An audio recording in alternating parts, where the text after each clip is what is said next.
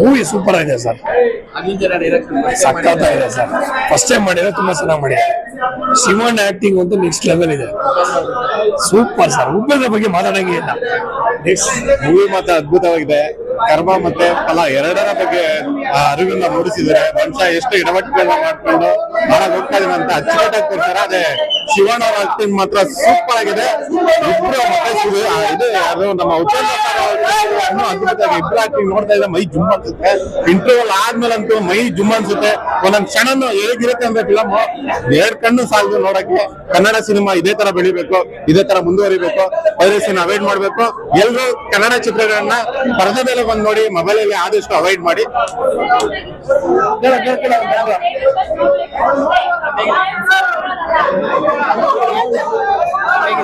Super, very very super.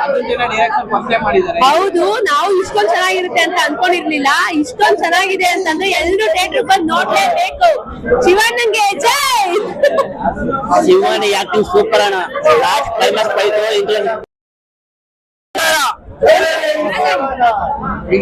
ಈ ಸಲ super ಐತೆ. 45 ಸೂಪರ್ ಐತೆ ಈ ಸಲ. ಏನ್ ಗೊತ್ತಾ, ಶಿವಣ್ಣ ಶಿವ ಆಗ್ಬಿಟ್ಟವ್ರೆ. ಉಪೇಂದ್ರ ಯಮ ಆಗ್ಬಿಟ್ಟವ್ರೆ. ಅವರಿಬ್ರು ಸೇರಿ ಎಲ್ಲಾರು ಸಾಯಿಸಿ ಈ ಸಲ ಶಿವ ಗೊತ್ತೈತೆ. ಸೂಪರ್ ಐತೆ.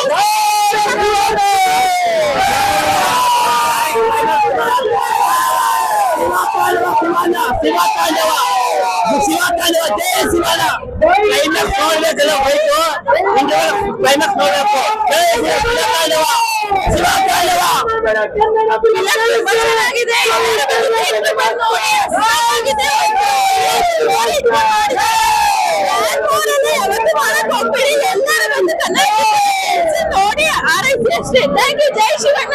ಉಪ್ಪಿ ಸರ್ ಆಕ್ಟಿಂಗ್ ಅಂದ್ರೆ ತುಂಬಾ ಸೂಪರ್ ಆಗಿದೆ. ಶಿವಣ್ಣ ಆಕ್ಟಿಂಗ್ ತುಂಬಾ ಸಕ್ಕತ್ತಾಗಿದೆ. ಚೆನ್ನಾಗಿದೆ ಫಿಲಮ್, ಸೂಪರ್ ಆಗಿದೆ ಫಿಲಮ್. ಕ್ಲೈಮ್ಯಾಕ್ಸ್ ಎಲ್ಲ ಚೆನ್ನಾಗಿದೆ, ಡೈರೆಕ್ಷನ್ ಸೂಪರ್ ಇದೆ. ಸೂಪರ್ ಎಲ್ಲ 3 ಜನ ಸಕ್ಕತ್ತಾಗಿ ಮಾಡೋರು. ಚೆನ್ನಾಗಿತ್ತು ಫಿಲಮ್.